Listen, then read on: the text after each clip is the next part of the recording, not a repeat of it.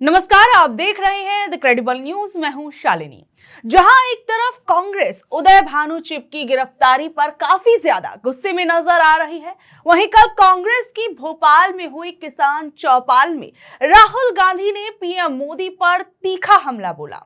राहुल गांधी ने सीधा आरोप लगाया कि पीएम मोदी ने बिना अपनी कैबिनेट से पूछे अमेरिका के साथ ऐसी डील कर ली है जिससे देश का नुकसान होगा। उन्होंने कहा कि यह समझौता किसी के फायदे के लिए नहीं बल्कि अदानी और एप्स्टीन जैसे मामलों के डर और दबाव में आकर किया गया है। राहुल के मुताबिक इस डील के जरिए भारत के किसानों का जरूरी डेटा और बाजार अमेरिका के हाथों में थमा दिया जाएगा और उन्होंने वार्निंग दी कि समझौते के बाद अमेरिका की कंपनियां भारत में अपना सोया, कपास और मक्का सस्ते में बेच पाएंगी। इससे हमारे किसानों की फसल कोई नहीं खरीदेगा और उनकी कमाई डूब जाएगी। यही नहीं, अगर अमेरिका से सस्ता कपड़ा और कॉटन आने लगेगा तो भारत की कपड़ा फैक्ट्रियां वो भी बंद हो जाएंगी, यानी टेक्सटाइल इंडस्ट्री को एक बड़ा घाटा जो है वो हो सकता है। कुल मिलाकर भारत को इस डील से कुछ नहीं मिलेगा, बस हमें हर साल अमेरिका से महंगा सामान खरीदने की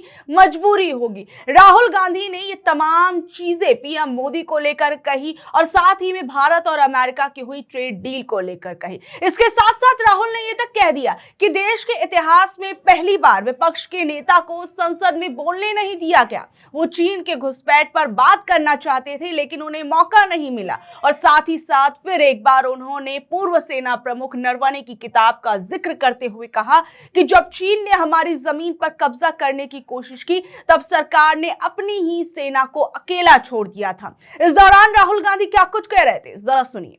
हिंदुस्तान को धोखा दिया है, यह सच्चाई है। और सिर्फ किसानों को नहीं, सबसे पहले 21वीं सदी में सबसे जरूरी चीज क्या है? डेटा। 21वीं सदी डेटा की सेंचुरी है। जिसके पास डेटा है वो जीतेगा, जिसके पास डेटा नहीं है वो खत्म हो जाएगा। सीधी सी बात है। दुनिया में सबसे ज्यादा डेटा किसके हाथ में है, किसके पास है? हिंदुस्तान। सबसे बड़ी आबादी है, सबसे ज्यादा डेटा यहां बनता है। दूसरे नंबर पे चाइना है। हिंदुस्तान के डेटा के बिना चाइना का मुकाबला अमेरिका नहीं कर सकता है। बात समझिए, आपके डेटा के बिना अमेरिका चाइना का मुकाबला नहीं कर सकता है। और इस डील में छोटी सी स्क्रिप्ट में पीछे नरेंद्र मोदी ने हिंदुस्तान का सारा डेटा अमेरिका के हवाले कर दिया है। किसानों को खत्म किया, हमारा डेटा दिया, टेक्सटाइल इंडस्ट्री उसको खत्म कर दिया। और उसी के एकदम बाद अमेरिका कहता है देखिए हम तो बांग्लादेश को मदद करेंगे। बांग्लादेश को तो हम टेक्सटाइल में 0% टैरिफ लगाएंगे। हमारा यहां पे मिनिस्टर कहता है कि अगर हिंदुस्तान अमेरिका से कपास खरीदेगा तो हमारे ऊपर भी टैक्स 0। हम अमेरिका से कपास नहीं खरीदते हैं, कपास हमारे यहां उगाया जाता है। तो हमारी पूरी टेक्सटाइल की इंडस्ट्री खत्म हो जाएगी। वहां नहीं रुके। ट्रंप कहता है कि हर साल हिंदुस्तान को 9 लाख करोड़ रुपए 9 लाख करोड़ रुपए का माल अमेरिका से खरीदना पड़ेगा 5 साल के लिए। बात समझिए, अमेरिका कहता है, गारंटी लिया है कि हिंदुस्तान 9 लाख करोड़ रुपए का माल अमेरिका से खरीदेगा। हमारी इंडस्ट्री का क्या होगा, हमारी फैक्ट्रियों का क्या होगा। तो सारा का सारा नरेंद्र मोदी ने दबाव में आकर दे दिया। मैं आपसे पूछता हूं, लिया क्या? एग्रीकल्चर दे दिया, डेटा दे दिया, टेक्सटाइल दे दी, इंपोर्ट दे दिया, लिया क्या? मुझे एक चीज बता दो जो हिंदुस्तान ने लिया है, एक चीज बता दो। कुछ नहीं लिया। पहले से ज्यादा टैक्स हम देंगे। हमारा पहले कम टैक्स था, हमारा टैक्स बढ़ गया। हमें कोई इंपोर्ट की गारंटी नहीं दी। सारा का सारा नरेंद्र मोदी जी ने अमेरिका को दे दिया, बेच दिया। मैं जानता हूं, मैं आपको लिख के दे सकता हूं, अगर नरेंद्र मोदी पे दबाव नहीं होता, अगर धमकी नहीं होती, नरेंद्र मोदी ये नहीं करते। ये जो किया है, हिंदुस्तान को जो बेचा है, ये अपनी छवि को बचाने के लिए, अपने राजनीतिक भविष्य को बचाने के लिए, धमकी से बचने के लिए किया है। और मैं आपको बता रहा हूं, बच नहीं सकते। नरेंद्र मोदी बच नहीं सकते हैं। उनको कोई शक्ति नहीं बचा सकती है अब। और आखिरी बात मैं कहना चाहता हूं, हमारे जो यूथ कांग्रेस के बब्बर शेर हैं, हमारे यूथ कांग्रेस के लोग, हमारे कार्यकर्ता बब्बर शेर, आप किसी से नहीं डरोगे, आप किसी से नहीं डरोगे। आप में कांग्रेस पार्टी का खून है, देशभक्ति का खून है। आप हरी क्रांति लाए, आपने देश को अनाज दिया, भोजन दिया, वही काम नरेंद्र मोदी ने खत्म किया है। आपने इंडस्ट्री बनाई, वही काम नरेंद्र मोदी ने खत्म किया। आप 21वीं सदी में आईटी रेवोल्यूशन लाए, डेटा देकर, वही काम नरेंद्र मोदी ने खत्म किया। आपको डरने की जरूरत नहीं है। आप सबको दिल से धन्यवाद करता हूं और देश के युवाओं से कहना चाहता हूं, आप देखिए, नरेंद्र मोदी जब भाषण देते हैं, उनकी आंख को देखिए, उनकी आंखों में देखिए, और आपको पता लग जाएगा नरेंद्र मोदी जी की सच्चाई। नरेंद्र मोदी जी अमेरिका के दबाव में आए हैं और इसलिए इन्होंने यूएस इंडिया डील की है।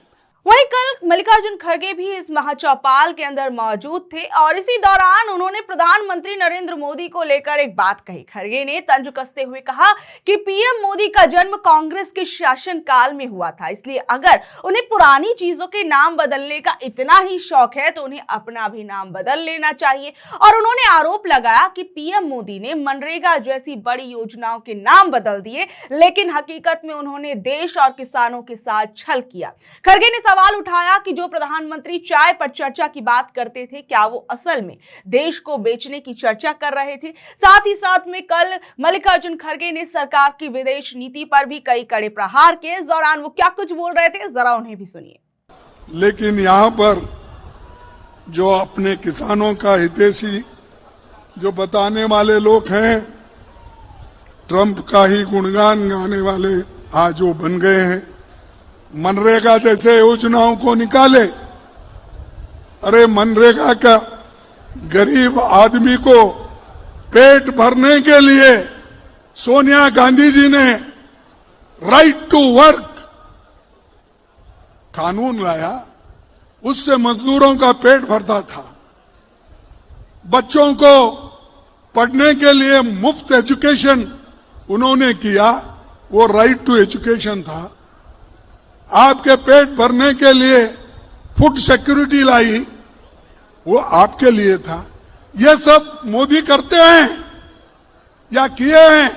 उनका सिर्फ काम है नाम बदलो। कहीं भी जाओ, रास्ते का नाम बदलो, बिल्डिंग का नाम बदलो, और यही एक कभी बाकी है, वो खुद का नाम नहीं बदल ले रहे। अगर खुद का नाम बदल लिए वो अच्छा है ना, क्योंकि उनका नाम, वो जो पैदा हो गए वो कांग्रेस के जमाने में पैदा हो गए, तो इसीलिए अरे मैं कांग्रेस के जमाने में पैदा हो गया हूं, ये मोदी मेरा नाम नहीं है, नया नाम कुछ है तो आप बताओ। अरे ऐसे पागलपन इनके दिमाग में भरा हुआ है और इनकी फॉरेन पॉलिसी बेकार है और जो चीजें इनको करना चाहिए वो तो नहीं करते, लेकिन जो लोगों को भला करना चाहिए वो सब छोड़ दिए। अरे एक ब्राजील का प्राइम मिनिस्टर लुलू आके ये कहता है, भाई हिम्मत मत हारो मोदी जी, मैं भी किसानों की हिफाजत कर रहा हूं ब्राजील में, तुम भी उठो, किसानों का मदद करो, हम सब एक होकर लड़ेंगे। तो उसने कहा, लेकिन उनके बारे में कुछ कहने की इनके पास कोई हिम्मत नहीं वो ट्रंप को बोलने का। लेकिन उसने कहा, मेरे साथ दो, दुनिया के जितने भी लोग हैं, राष्ट्र है, वो एक होकर लड़ेंगे ट्रंप के खिलाफ। लेकिन वो बात भी वो नहीं कर रहे। आप सब जानते हैं, रूस हमारा पुराना दोस्त जो हमको तेल बेचता था, ईरान हमको तेल बेचता था, हम सस्ते में वहां लेते थे। लेकिन ट्रंप ने कहा, मोदी अगर आप भूल कर भी रूस के पास, ईरान के पास तेल खरीदेंगे तो आपका 12 बज जाएगा। उन्होंने धमकी दी, इन्होंने बोला यस सर, हर चीज को जो ट्रंप कहते हैं उसको यस सर, हाथ उठाते हैं, नाक रगड़ते हैं और सर नीचे करके झुक के उनके ऑर्डर को स्वीकार करते हैं। तो ऐसा मैं पहली बार ऐसे एक प्राइम मिनिस्टर को देख रहा हूं और ऐसे लोग अगर बहुत दिन हुकूमत में रहे तो ये देश के लिए बहुत नुकसान है। तो बहरहाल आप लोग अब इस बारे में क्या कुछ कहेंगे, नीचे दिए कमेंट बॉक्स में जरूर बताइएगा और ऐसी अपडेट से जुड़े रहने के लिए देखते रहिए द क्रेडिबल न्यूज। मैं हूं शालिनी, धन्यवाद।